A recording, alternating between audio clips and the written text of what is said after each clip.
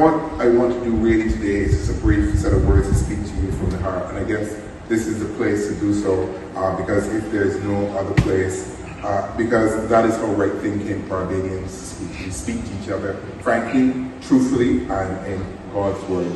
We are in the church, so I have to be honest. We may not get a lot of that these days.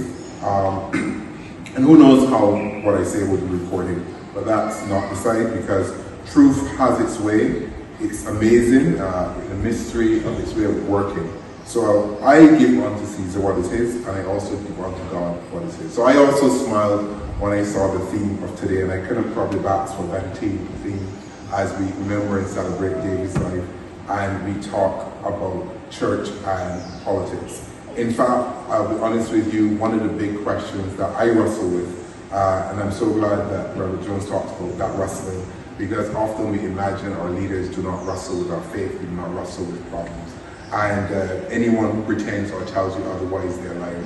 And I will never lie to you, so I tell you, I wrestle with faith, I wrestle with my conscience, I wrestle with my time, the time away from my family. I am sure Mara can attest to that. And to what it means to lead and what it means to lead and have your family and the family values that I see and I saw in David to be promoted, and what it means to center a party around those values and around community. It is tough.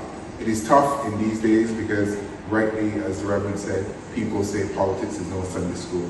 And he is right. Politics is a Sunday school because we have to have God at the center of it. In fact, you know, we can talk about 5-point plans and 10-point agendas and fixing this and fixing that. But often, and this is the problem, because how do we maintain that? How do we maintain the change in our society? How do we maintain the values that we need? You know, one today, sometimes people want tomorrow, you know.